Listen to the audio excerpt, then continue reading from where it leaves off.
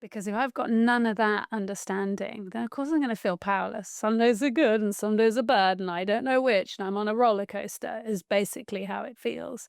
And that's it. That's disempowerment. And we're almost learning ourselves in micro moments. We're learning our own recipe by getting interested in detail, which sounds weird because most of us couldn't care less about detail, and we've got to try and get interested. And I think that's the coach's job, is to kind of get interested in the detail because there's gold in there. Welcome to Hacking Your ADHD. I'm your host, William Curd, and I have ADHD. On this podcast, I dig into the tools, tactics, and best practices to help you work with your ADHD brain. Hey team, today I'm talking with Katie Friedman and Alex Campbell, the brains and heart behind Goldmine Academy, an ICF-accredited ADHD-friendly training program crafted to support ADHDers on their journey to success. And their new book, ADHD Now What, aims to give you the tools you need to find a coach that is right for you and how you can advocate for your needs. And honestly, I love this approach to the book because while there are a lot of ADHD coaches out there, it's important to find someone who's going to work best for you. Katie is a longtime educator turned ICF-accredited ADHD coach and also a TEDx speaker. Alex is also an ICF-accredited coach, also a psychotherapist, and was one of the first children in the UK to be diagnosed with ADHD back in 1990. In our conversation today, we explore what coaching really looks like beyond the surface-level goal setting. Alex and Katie break down how understanding your strengths can lead to better self-advocacy and less burnout. We also talk about survival mode, how internalized ableism and societal shoulds trip us up, and why connection with ourselves and with others is essential for building sustainable strategies. I had a great time with this conversation and it gave me a lot to think about, so I hope you enjoy it as much as I did. If you'd like to follow along on the show notes page, you can find that at hackingyyouradhd.com/235. All right, keep on listening to learn how to find out who you are and do it on purpose. All right, well, I'm so excited to have you guys with me here today, and it's one of the things where, Alex, you're in New Zealand, Katie, you're in the UK. That's a big difference in time zones, as we were discussing right before the show. Like, setting the call up for, I'm in Washington State, we're in all vastly different time zones right now. And so it's really interesting that you guys are working together, and, if you've written this book and you have do this coaching, can you guys tell me a little bit about your story here and how this came to be? Go on then, Alex. Well, Kick it off for us. we were introduced. It sounds like a dating thing. We were introduced by a mutual ADHD colleague, ADHD coach colleague, and we were talking about training. And the colleague had said, "Oh, the two of you are talking about similar things. Maybe you two should meet." And we did. And this was back in the UK, when I was in the UK, and that's kind of where it began, really, which was our love of training and wanting to train people. And we've never stopped talking ever since. It just goes on and on and on. Yeah. As proper ADHD conversations do, they just... Yeah. But when we're interested. Where we're interested. Why was I talking again? Can't remember. Yeah. And so this also brings up this idea too, but so you guys are into coaching, but a lot of people, it's hard to decide why you want to be into coaching, why you want to go into coaching. Like, why not just do medicine? Why not do medication? Why not do therapy? Coaching is this other place that a lot of people don't quite have this understanding about, and why even think about coaching. What do you guys find is so important about having coaching as a prong in how you treat ADHD? I still feel like this one's you, Alex, because Alex trained as a psychotherapist, so I feel like why coaching rather than therapy? Let's maybe start there. Oh yeah. I spent nearly 6 years training in postgrad to become a psychotherapist in London, and actually when I wanted to niche my therapy practice, there was no training for ADHD at the time, and the only accredited training was in the coaching world, and I was like, what? And I had a massive chip on my shoulder that coaching was this sort of woo-woo thing until I actually got into coach training, and I realized there was their missing piece in the years of becoming a therapist, which was looking at the good stuff. Like, I'd spent all this time looking at all the crap. And I suddenly realized there was a missing piece of the puzzle for me, which was my strength, which was, and what about the question about what's right with me and why, as opposed to just looking at what's wrong with me and why.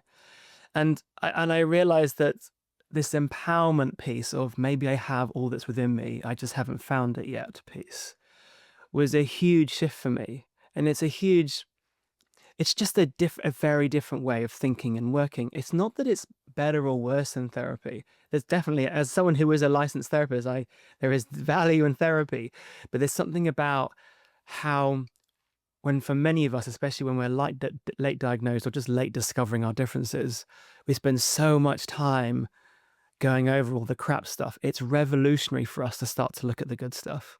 Like, it's transformational to look at, wait, you mean I have strengths? You mean I have these brilliant things? Yes, you do.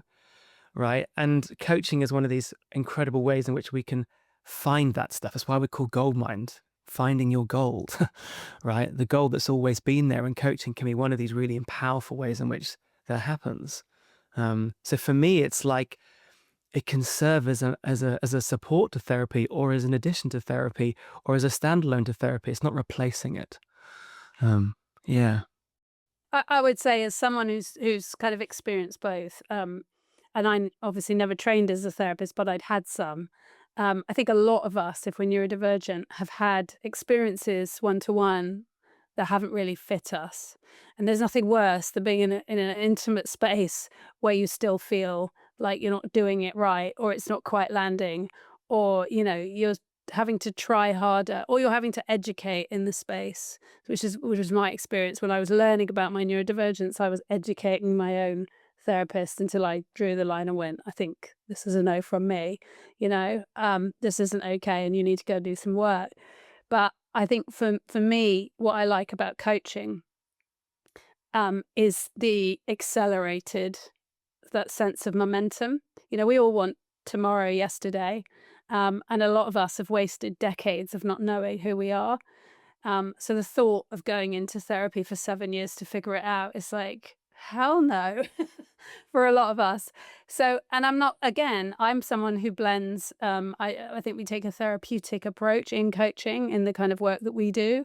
And I also really value therapy for taking certain things to therapy. And I think you can get loads of benefit. But for me, there's something about self-agency, and there's also something about demystifying a process. Like, I think this idea that you don't tell anyone what you're doing because it's somehow magical, I really debunk that in ADHD coaching.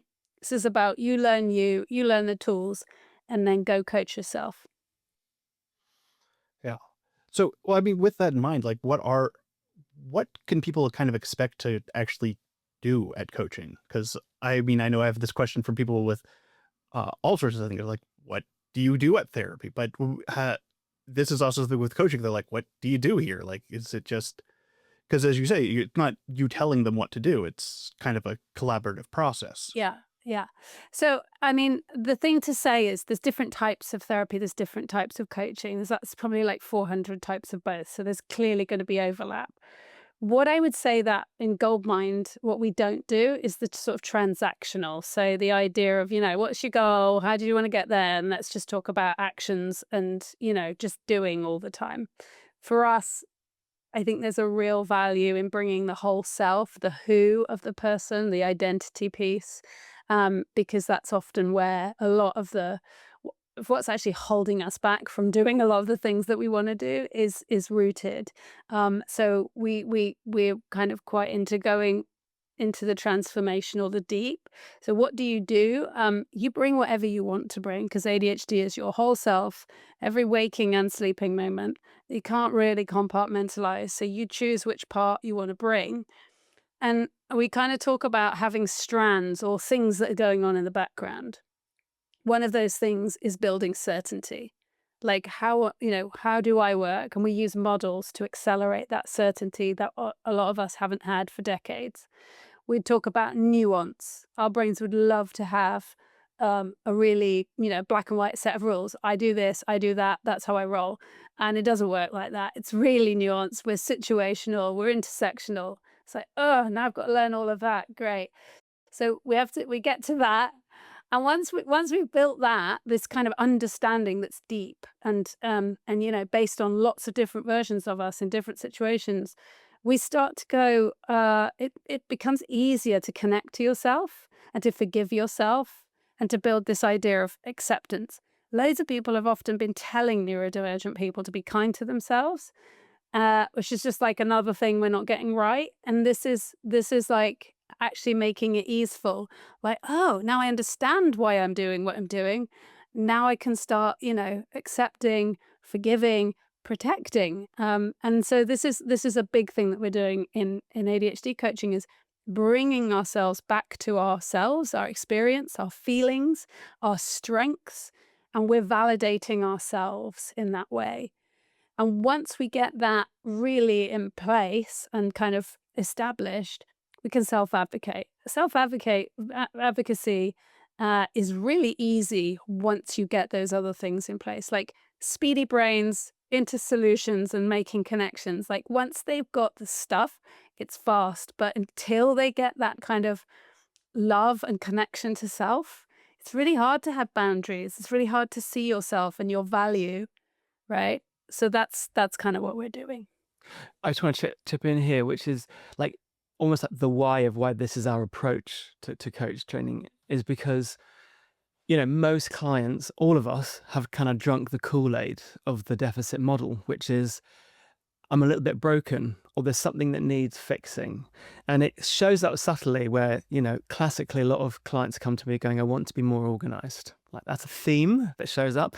And what often they're really asking is, I want to be more neurotypical.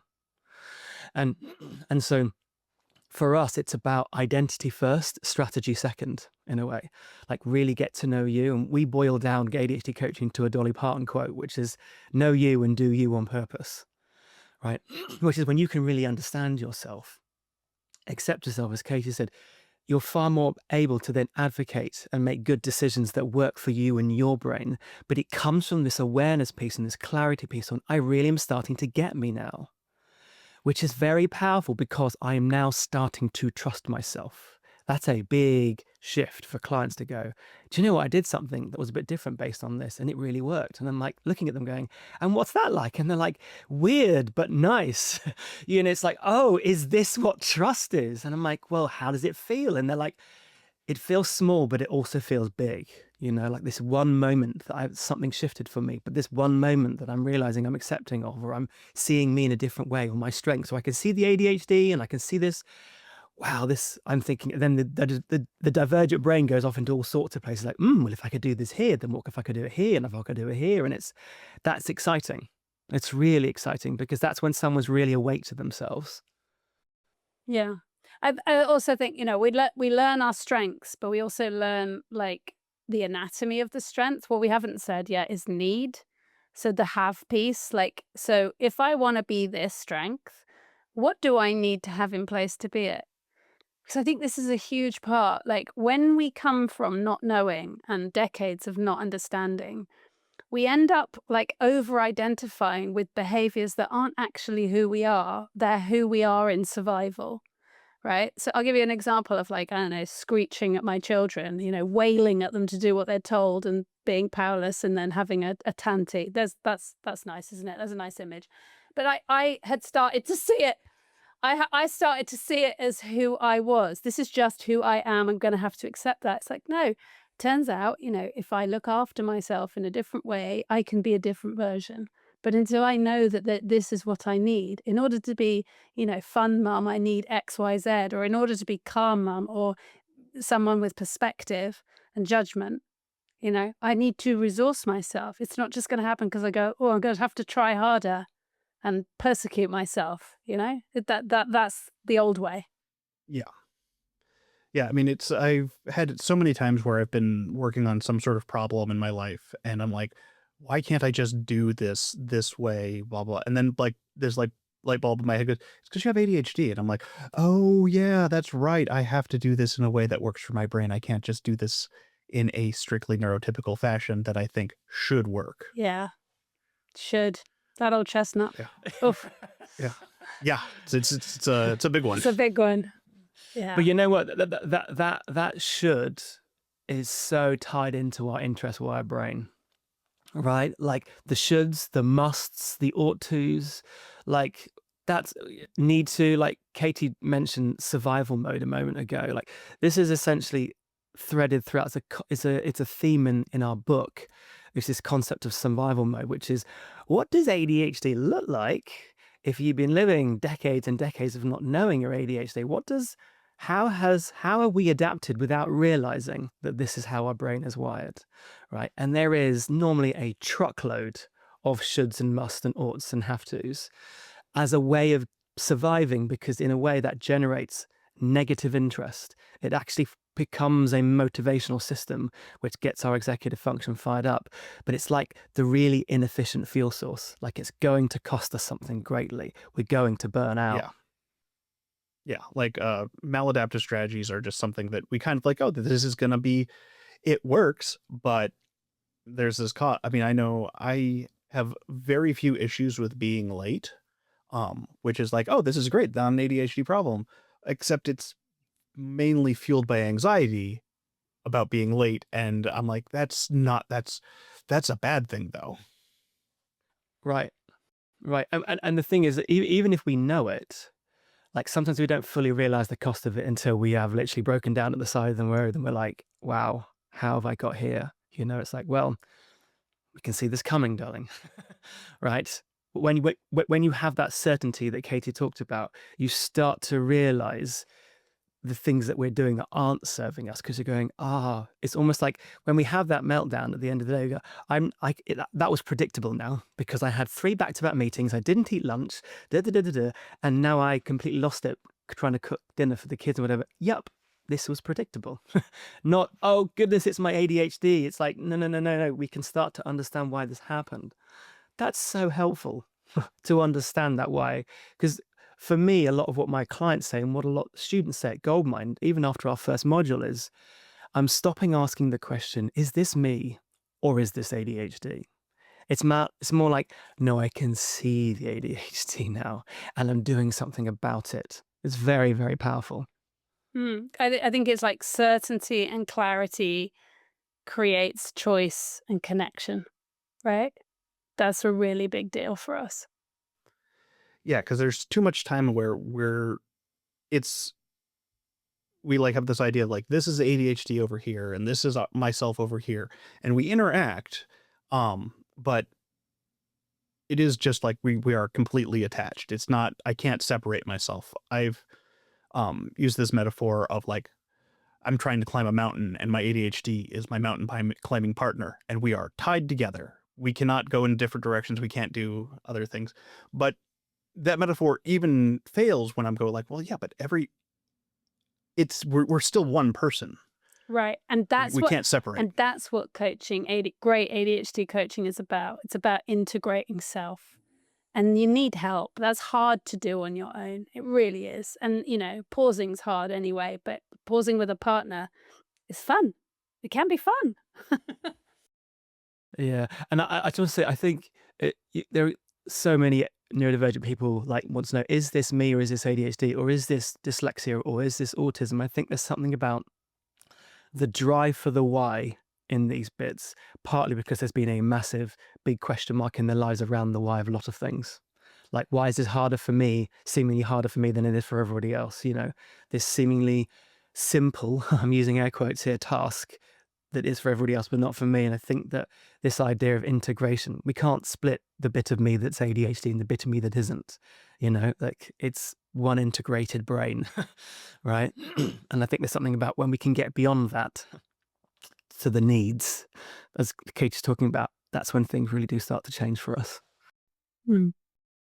Yeah. And so I'm thinking about this too, because I know I was late diagnosed, and so that like has that thing. But you were diagnosed fairly young, correct? Yeah. So I was one of the one of the first 40 kids in the UK to be diagnosed with ADHD Oh, back wow. in 1990. And yes, I think it was a huge privilege to have been diagnosed then. Um, and I got a lot of support, but a lot of the support at the time was based on what we knew of research at the time, which was around if Alex got good grades, that would be the greatest determinant of his success. And so all of the resources was poured into academia, not around socialization, not around my sense of identity or self. And that whole idea of emotional regulation, that wasn't language that we used in the 90s, especially in the UK, right? Barely used now. Right. I was going to say. Yeah. Right. It's at least being acknowledged now, but it's got a ways to go. But the thing is that emotional, even having it as a way to try and understand, say, hyperactivity, impulsivity, and inattentiveness, at least there is some more language now. Back then, it was just you're just really hyper. Like the kind of language was even more limited, and so it was an interesting time to be 4 years old in the 90s with a label of the only kid in the school with ADHD, and. But for me, I think it's been a non-linear journey because I genuinely thought I grew out of my ADHD when I left school. I went into a very, very busy career in the film industry. It was very stimulating, very interesting. And I had multiple cycles of burnout because I was masking and self-medicating. And it was only really when I burnt out of the industry and retrained to become a therapist that I re-engaged with ADHD because I was doing really well in lots of parts of therapy, but writing the essays, I was just failing every single one, and it was a colleague of mine who said, do you not think this is to do with ADHD, Alex? And I was like, I literally told him to F off. I'm like, I've grown out of that crap. And then it stayed with me. It was like niggling. Oh, why is this comment that he's made? And, I did one of these self-assessments and sure enough, it's always been there, Alex. So that was my kind of re-entry into it. But it's been interesting navigating the past few decades, knowing and not knowing, if that makes sense, like thinking that I didn't. And then, when I got re-diagnosed as an adult, it did feel like almost like a rebirthing in a way. Like it was within the matter of weeks, I went from failing essays to getting distinctions. Part of that was because of all of the work that was poured into me in academia as a kid. The other part of it was I was starting to take some meds that was really helping me get the essays written. Right before that, I didn't have the same level of support. And now I was starting to support myself around essay writing. Is it any wonder that I started to get better grades? Right. So that's my story, I guess. Katie's is a bit different. Yeah, well, yeah, it had just been out because I was like thinking like, oh yeah, because I have this mental image that, the separation of myself from ADHD is because of these, 20 years I had in my life of, not of just thinking of myself as one way. And then I have this new, like, oh, this is a new thing I'm adding on. But it is interesting to think, yeah, even with the early diagnosis, it is not necessarily something that you have fully integrated, especially given what you had available. Yeah, I say so. I think that, and in a way, that brings us back to coaching, which is I'd spent so many years of my life in therapy anyway, and it was the coaching that really started to help me integrate being neurodivergent into my whole identity. That was what did really surprise me, actually, was how fast I was able to get more clear on who I was. Actually, coaching did that for me. Yeah. And so you guys really focus on the strengths-based approach. And the two thoughts I have here is that I know I've talked to a lot of people about strengths and they go, I don't have any strengths, which is I've had that same feeling too. And can be hard to acknowledge what you're good at because we have this like disconnect between something being easy and something that we're good at. And it's like, well, maybe restate that it's easy because I am good at it. And that can be a little bit hard for some people, I know, because like I do excel quite a lot at writing and it's something I'm fairly good at. I have trouble saying I'm good at it, but I've had enough people tell me I'm like, okay, I can acknowledge that this is a strength, but it's still like, it comes fairly easily a lot of the time. And so I'm like, oh, that can't be something that I'm good at. That's easy. Mm. I think we're hardwired to only value effort. Like that's partly because challenge is interesting, but it's also because that's what, like, the Kool-Aid around us that we're imbibing from culture is, unless you've tried really hard, it's not of any value. And this is that kind of productivity drive that, particularly in capitalist societies, is actually really damaging, because if all we're doing is trying harder, trying harder, trying harder, this is just it's inviting drama. And actually, when you're late diagnosed, trying to switch from the only thing of value is something that's really, really hard, to what if I could value what is easeful and acknowledge what I do have, as well as how I could lean into things I find harder. This is huge. I was a leader in education, and one of the things I struggled with was to acknowledge my strengths. But as a leader, that meant that I expected everybody else could do what I could do. Now imagine I've got spiky strengths, so I'd be like, "What are you doing?" I'd be incredulous if you couldn't do what I could do, because I was like, "No one cares about that." And then if they couldn't, it was like, "Wow, well that's just toxic. It's horrible. Can you imagine having a leader like that above you? Like, ugh." So, but I see it all the time in coaching now. Is that people just dismiss what they're already really good at, and this becomes another reason why we can't see ourselves clearly and self-validate. So that's another thing we're doing in coaching. I think as well, though, um, from a very young age, I think actually quite a lot of our natural strengths are gaslit, to be honest with you. I think quite a lot of the stuff that's really naturally brilliant about us gets overlooked or is misinterpreted. When we love the VIA Institute, the VIA character strengths profiles, that the way that they frame strengths. And I remember sitting with a coach and we were looking at my strengths, and I was rolling my eyes literally as well as in my brain, like, don't make me look at strengths, because I just didn't see the value of them. And the coach said to me, what strengths are you noticing coming up right now? And I just said, for some reason, I keep looking at curiosity, which is one of the VIA character strengths. And then I suddenly got a bit emotional, which caught me off guard. And the coach invited me to kind of ask what might be going on there. And I just said, I have this memory or memories of putting my hand up in the classroom and being told that that was disruptive. And then my brain started to make more connections. And I suddenly realized I am actually really curious, but I think I dampened my curiosity. And I'm making some connections as to maybe why that is. I don't see curiosity as a strength, because I've got some history to suggest that curiosity is bad behavior. And it made me suddenly go, wow, if you've got that kind of relationship with this strength, what other relationships do you have with all the other strengths? And it sort of was a moment in time for me where I started to realize this is part of the thing that I desperately need that I didn't realize. Why? Because strengths just fall into, it's important to know your strengths. And I wasn't interested in my strengths. And of course, as we know, ADHD brains are wired for interest. If you present me with strengths, I might go, yeah, I'm sure they are my strengths, but they mean nothing to me.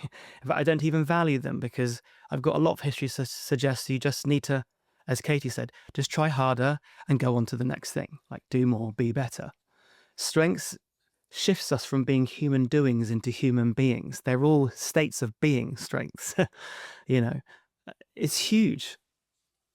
I'd also say that, like, reclaiming your strengths is also about taking up space, and it's really intersectional.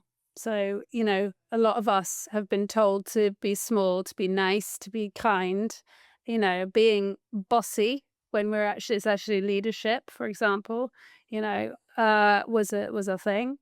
So I dismissed that. I remember, 5 million white men called John, who were like the leadership in the organization, would say things like, Kate is great, but you've got to rein her in.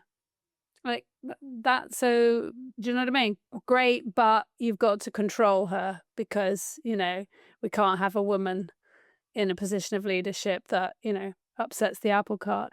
And it's that kind of thing where you have to reclaim the narrative of what it is to have leadership, or, creativity or whatever, because a lot of the time ADHDers have experienced quashing too much, you're too much, you're too this, you're too that, because it sometimes it intimidates, right? Yeah. I mean, just this was making me think about this ADHD style of talking that we often have where we're connecting different ideas and we're bringing everything together.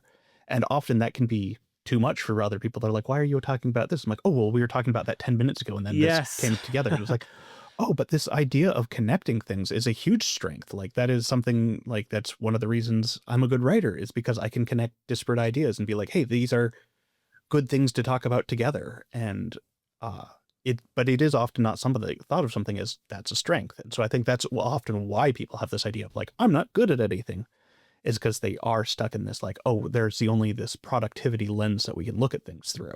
Yeah. It's also about understanding. So like when we use the strengths, so even think you just basically described creativity, but a lot of us go, well, I don't paint, so I'm not creative. It's like, okay. And they've been told that, or do you know what I mean? And so they have a very limited or reductive view of a word, or self-regulation's the classic. Oh, well, I've been told I definitely haven't got any of that, so that can't be my strength. Do you know what I mean? And we've got to build that, people have to learn in the moment. And that's what we do in coaching is like we catch people with what you just did right then, that was this, or what can you see? Because once we can name that, then some of these more impossible strengths like self-regulation or prudence become interesting once we realize we've got some reach and we can move into spaces that maybe we didn't think were ours. Mm. And that Kate has mentioned a good point here, which is about being able to name strengths. Like we don't actually have much language because we literally don't have words for it. Strengths is almost, at least at Goldmine, strengths is not like another nice coaching model. It's like a vernacular, like a grammar, a way of being. Like if I can start to understand strengths because I've got language for it, I'm more likely to start to think about it. I'm more likely to think about how do I want to apply these strengths, or how am I showing up, and getting into the detail, I guess, of how that strength looks like, feels like for me in different contexts. Yeah. And I'm also seeing, having talked to a lot of people, this undercurrent people also have of associating their weaknesses as that main thing that is what's wrong with them or something. Like, I could be like, oh, I can't keep my car clean, which means I'm a bad person, even though I do all this other stuff. And it's like, how does having your car clean have anything to do with anything? But it is still this, we have these, like, this is what society expects of me. And if I'm not hitting those marks, I'm wrong. I'm broken. It's like, I'm a good mom, but I don't keep a clean house, so I can't have anyone over, and I'm ruining my children's childhood. Yeah. Yeah. And if we don't understand why we're not keeping a clean house, and we don't understand the kind of the lens behind it, and we haven't got that granularity of our experience, we can't even narrate why it's a challenge, then we do just assume, and the brain just wants shortcuts. It just goes, well, because you're an idiot, or because you're a terrible mom, or because you're this or that, not enough, not enough. And that's what we're walking around with. And then we get people going, you should be kind to yourself. Oh, it's another thing I'm not doing, Yeah. Yeah. Oh yeah, so many things. Did your brain It's go all right. fast and hot there? Come to coaching. Come to coaching. Yeah. Okay. Yeah, I mean, that's all. The worst part about doing these podcasts. So I'm like, I should do all of the things. And I'm like, okay, slow down. You can only do some of them. But it's this thing I was thinking about here too, though, is so. Yeah, so we're talking about this. What would the process then be to helping people through to see these strengths, to see that, oh, maybe I can do things about these things? Mm. So this is kind of what we're talking about. We use models to help people to understand their experience. So someone might come and be like, this happened. I don't even know why did I do that? I keep getting told this, or they'll bring a scenario. And we're trying to get them interested in the detail of what's going on for them first. So it's zoning in on them. Usually they want to focus on everybody else, that boss, that person, blah, blah, blah. And we're trying to bring them back to their experience. And so by understanding, then we start to get the nuance of like, when does this happen? What would you have needed for this to be different, for you to have different behaviors? Like, when have you behaved in a completely different way, but with a similar task? Do you see what I mean? And we're starting to discern kind of which tasks work for us, which tasks are really difficult, and why, which environments are working for us and which are not. And also what kind of states are preferable, and how can I affect my state? Because if I've got none of that understanding, then of course I'm going to feel powerless. Some days are good and some days are bad, and I don't know which, and I'm on a roller coaster, is basically how it feels. And that's it. That's disempowerment. And we're almost learning ourselves in micro moments. We're learning our own recipe by getting interested in detail, which sounds weird because most of us couldn't care less about detail, and we've got to try and get interested. And I think that's the coach's job, is to kind of get interested in the detail because there's gold in there. Mm. One of the things that we do as ADHD coaches specifically that's separate to other forms of coaching is that we have this ADHD lens. And part of the ADHD lens is understanding executive functions. And we use Dr. Thomas E. Brown's executive function model. He breaks it down into 6 different parts. There are various ways that people do talk about it. But when you can start to understand how, executive functions, ergo the brain's management system, how it's playing out, the different parts of executive function, how they might be, what happens is we start to stop blaming ourselves and go, this is what might be going on in my brain. Because so often the problem, the common denominator, is me. Right, I'm the problem. And often that's because there's a lack of awareness of what might be actually going on for them. And so when we look at executive functions, we start to get a bit more detail, as Katie mentioned, on, oh, so this wasn't about the fact that I couldn't focus. This was the fact that I couldn't even get started. This is an activation piece. Or I was so overwhelmed by this. It was actually to do with the fact that I was so overwhelmed by emotions that I couldn't get started. So you start to get into the detail of what might be going on. That's really big because normally, as Katie mentioned, the brain's black and white. I just couldn't do it. This is another piece of proof, It's very empowering to stop blaming oneself and go, oh, this is why this was harder. Right, I've got a lens for it. And when you've got that clarity, it's actually easier then to start to look at, so who do I want to be? And when we ask that question, who do I want to be? What we're really inviting is strengths. In come the strengths, because the strengths provide a language for who do I want to be? What kind of mum do I want to be in this sort of scenario, for instance? And I think one of the things that we're doing here is busting shame, because it's all very well to look at your emotions, but most of us experience just tsunamis of shame or tsunamis of fear or whatever, and it's hard to get past these are secondary emotions, right? They come from the survival stuff of not having any detail or what's really going on. So we just go, oh, I'm wrong, I'm terrible, shame, shame, shame. And actually, if we can get under all that to the primary stuff, that's where the gold is, because that's kind of telling you like, oh, this is an unmet need, or this is what I am meeting, and how am I doing that? And once we can get into that, then we're cooking, Now we've got our recipe, and we can start living a lot more intentionally and on purpose, like Alex says. Yeah, because one of the interesting things I've heard about ADHD is it's not a condition of not knowing what to do, but and they're like, yeah, we all know exactly what we need to do, and I'm like, I don't think that's the case, really. I think we know what we need to do, and and maybe we know where we want to get to, but we have no idea what path we need to take, and that first step is what we actually need to figure out. Well, and also why are we doing? Why are we obsessed with doing? And also, like, what does time look like? Because most of us can't feel it or experience it. Like, and we experience time so differently that unless we kind of like wrestle with it and get it in our bones, it's not happening. And so we're not going to keep any sense of, structure or anything unless for me, it's visual. I need to get it visual. I'm going to have to use my hands, get it in my muscle memory.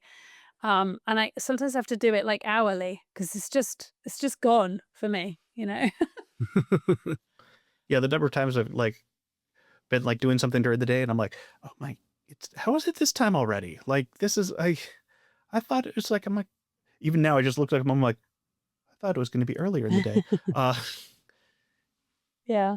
And it's one of those things where it's like really hard to figure out what those steps are that would make that happen. But yeah, as you said, it's like getting into it, literally, I mean, using timers and figuring out, okay, yeah, I don't have this great sense. How can I build in systems that are going to make it so that I can see time, have clocks that are visual, that I'm not always only checking myself when I'm looking at my watch or something. And I'd say that's the one thing about coaching that's more sustainable, right? If you just look at solutions, you're going to crash and burn because, of course, we're going to get bored. Well, they'll lose their novelty and we'll feel broken again. Like, oh, Google Calendar doesn't work for me anymore, But if you learn the stuff underneath it, then you'll always be able to find the solutions. And that's the point, isn't it? If you teach someone to fish, they can fish for life. If you just keep giving them the rod and stuff, it's not helpful, right? We need to know the skills and then and really understand ourselves. And that's really what coaching's about. Yeah. And also you mentioned about, knowing what to do, but it's about the first step. I think sometimes there's something about getting really clear on what is my expectation. Because quite often the thing that I know I want is so high. It's like a bar in the clouds that we can't even see, but we know it's somewhere up there, but we're never going to reach it. And there's something about expectation setting I notice is like, is that really realistic, that idea? There's something about measuring ourselves to some kind of ideals that are probably cooked up from some kind of neurotypical idea that we're never going to reach. And so we're in this constant cycle of frustration of, well, you get to a point where it's like, what is the point? I'm like, yeah, because what you're trying to achieve is so lofty, is so high, that it's so deactivating we don't get started. So I'm just going to sit and watch Netflix. That's more interesting. Earlier this year, I went through this exercise of writing down exactly what I thought doing all these things would do. And I was just like, this involves never being late, never being unmotivated, always having a ton of energy, always feeling like I want to work. And I was just like, that's so unrealistic, having actually written that out, Yes. that I can be like, okay, let's step this back a little bit. Right. We have a lot of need to get real sometimes, right? Whether it's time, expectation, or the rest of it. How do we get back to reality? Yeah. Yeah. I think that is a great thing with like working with a coach, because when we're only in our own head, it is very easy to be like, we can do anything. Yeah. Yeah. Yeah. It reminds me of the beginning of like when we do this in our coach training, but it's like the client comes in and they quite literally want their world to change in the space of 45 minutes. And it's like, part of the role of coaching is trying to help that ADHD with their speedy or hot brain go, and what really matters to you in the next 30 minutes. It's like, because that's the time that we have. There's something, and that actually at the beginning can feel a bit restrictive, but then it becomes transformation. It's like, oh, wow, this is the shift that I can make when I make this more manageable for myself. It's huge. It's like learning a whole new way of getting really interested in the small, because we're really interested in the big. We want it all changed yesterday. And it's like, that might be why we feel like we've never reached our potential, because the potential that we are expecting of ourselves is so bloody huge that we can change the relationship to this and make it smaller. Everything actually does become quite transformational. Yeah. So one more point I want to make sure we hit on before the end of the show is, reading through the book, the beginning starts a lot talking about intersectionality, internalized ableism, and all these ideas that I personally feel don't get enough attention right now, because it is, I mean, as a white male presenting podcaster, I feel like I have more of the world on ADHD like bending to me than I probably should. I think there's a lot of other voices that need to be heard. Yeah, we do too. And we're trying to bring in intersectionality kind of at all levels. Like we tried to do that in the book, rather than it be like a little section that you do a bit of lip service to. We were like, how do you weave it in and keep bringing it through the whole book and like infuse it? And then we've tried to do the same with our training. I don't think we're there yet. I think we're all on a journey, but I'm really proud of like how we're teaching how to bring it in, so that, if I said to you, what would you like to focus on? And you say your piece, whatever you want to say. And then and I did this today with someone, I said, and I'm wondering what if looking at intersectionality here would be useful. And I said, yeah, it'd be really useful. And actually, this person was thinking about an extra diagnosis of various other things and what that meant to them. And we brought in intersectionality, and they were able to bring in other lenses that were really playing into this. They'd already mentioned internalized ableism, but they were talking about their social class. They were talking about their level of education and also what it would mean in terms of to their family background.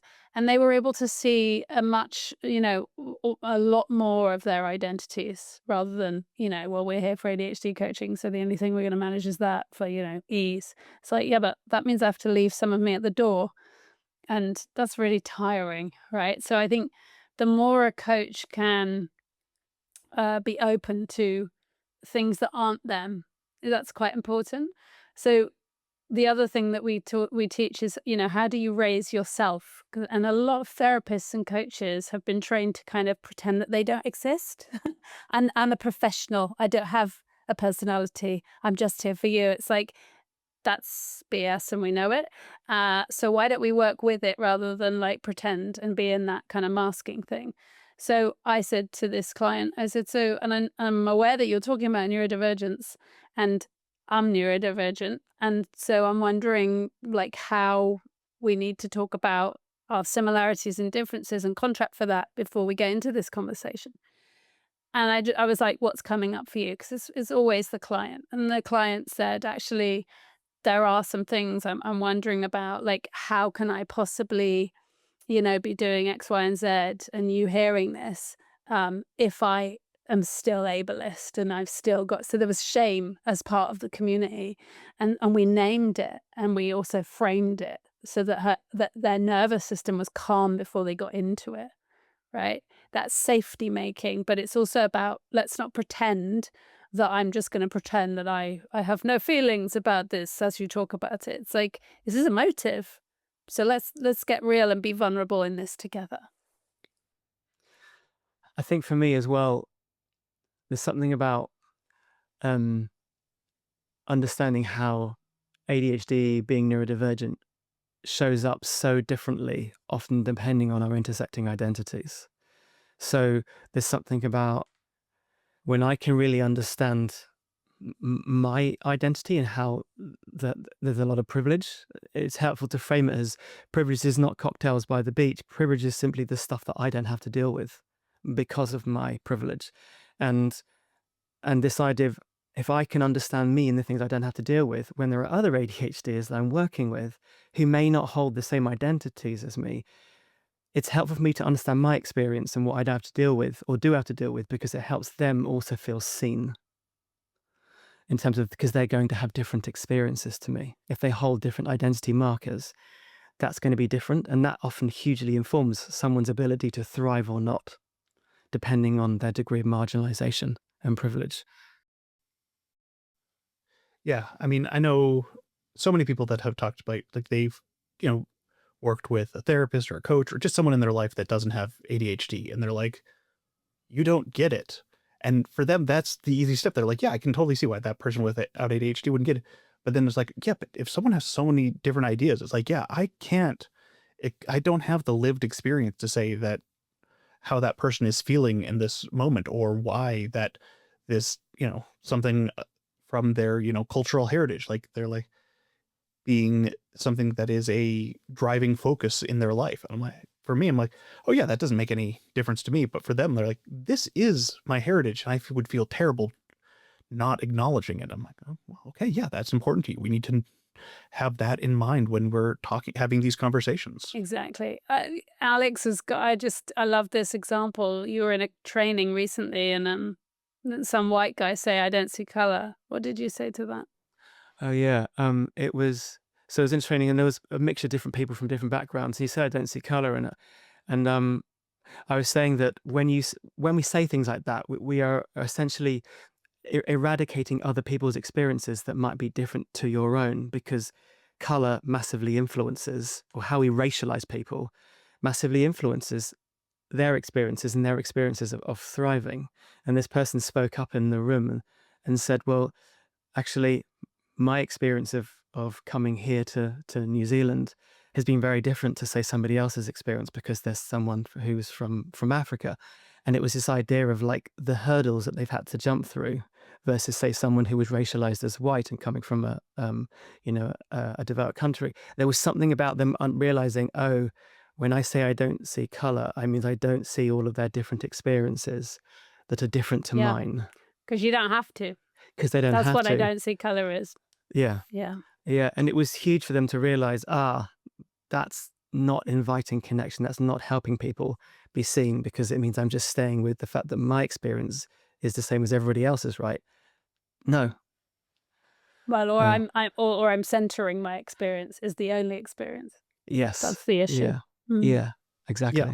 And it's for so many different intersectionalities, because people are, like they can sexual orientation, they're, being trans, being, I have a different experience from being a father than a lot of people have being a mother. Like that is a huge difference. Even though I'm a very involved father, that's a different experience. Like, and it's all these different intersectionalities that are important to acknowledge, because they don't get enough. People think, oh yeah, everyone's experience is universal, and it's not.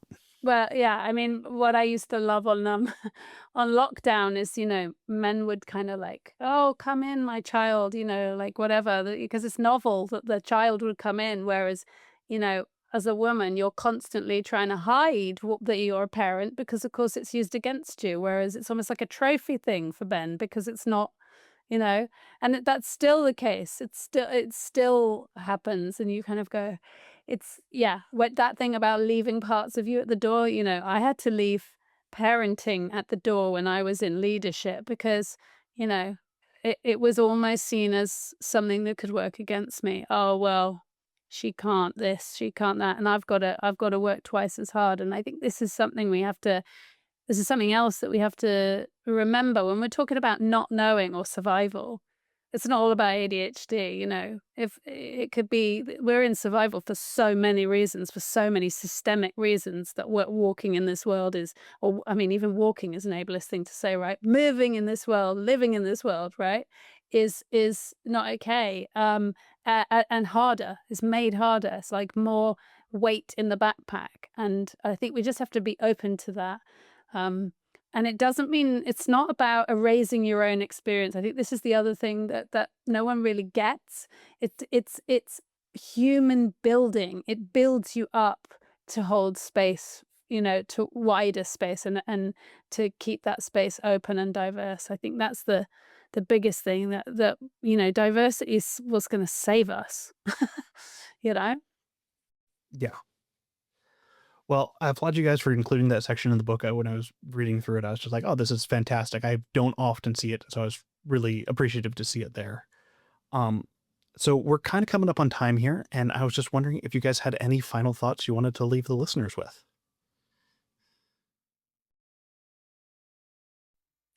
I want to leave the listeners with this idea of teamwork. I don't think we've talked about that enough. But sometimes people say, like, sometimes people look at me and Alex because, we look so successful, but we're also really well supported by each other, by people that support us in our team. And I really want to kind of like debunk that idea that we're just really, doing it all on our own or anything. Like, even this week, we're really knackered this week. And we've been really good. I'm just going to applaud us here, Alex, because I think it's been exceptional this week. We've been on the floor. It's like been a relay race. And I've said to him things like, I can't edit posts. I just can't even face it. I'm so avoidant.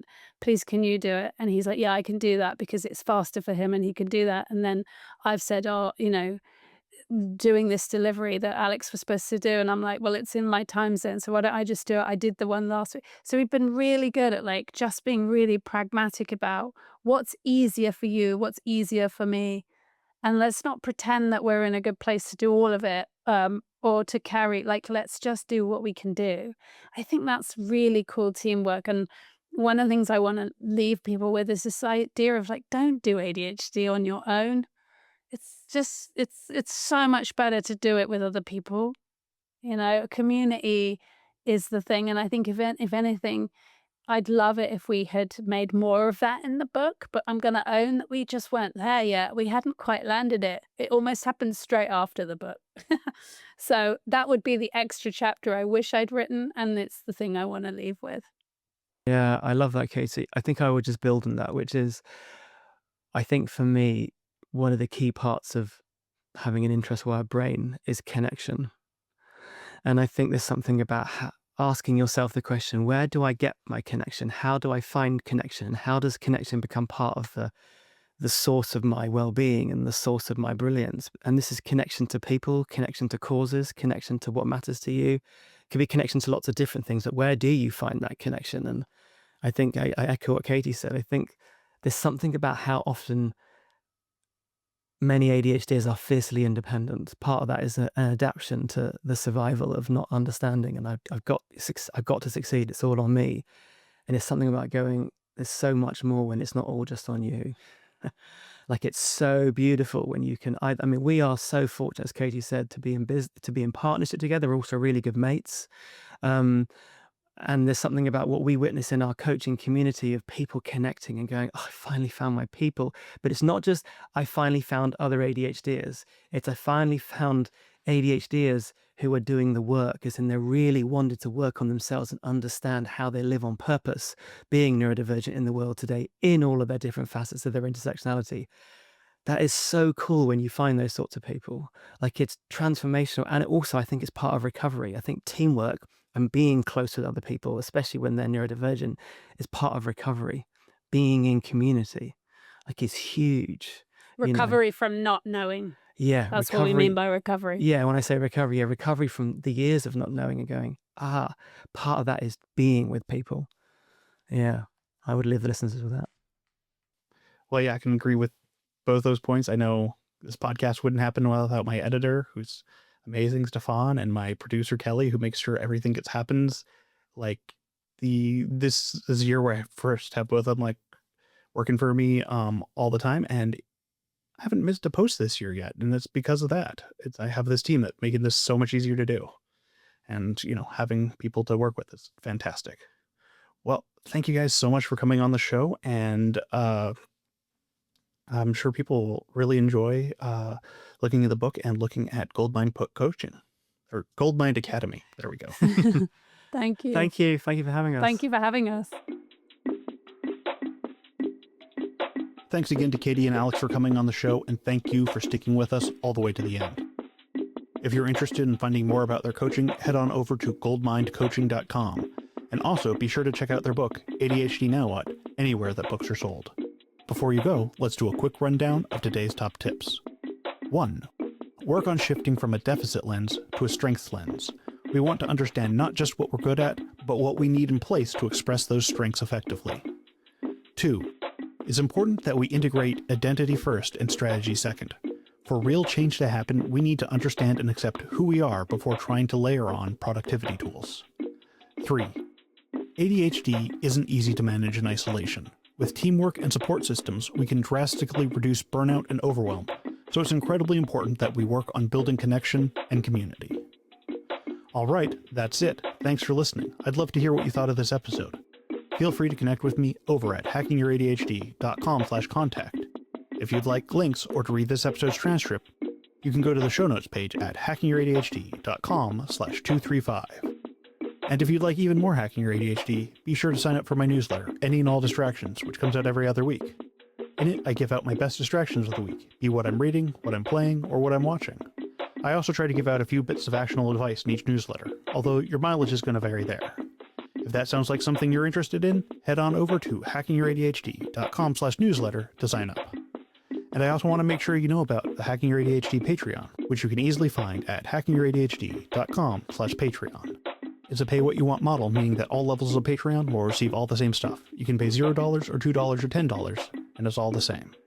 And you also get access to the Hacking Your ADHD Discord. For either of those, make sure you go over to hackingyyouradhd.com/Patreon to sign up. And don't forget to subscribe to our YouTube channel, which you can find at youtube.com/@hackingyyouradhd. And finally, if you'd like another way to support the show, the best way to do so is to tell someone about the show. especially if you think a particular episode would resonate with them. Just click the share button on your podcast player. And now for your moment of dad. You know, it's amazing that graveyards aren't more overcrowded. People are just dying to get in.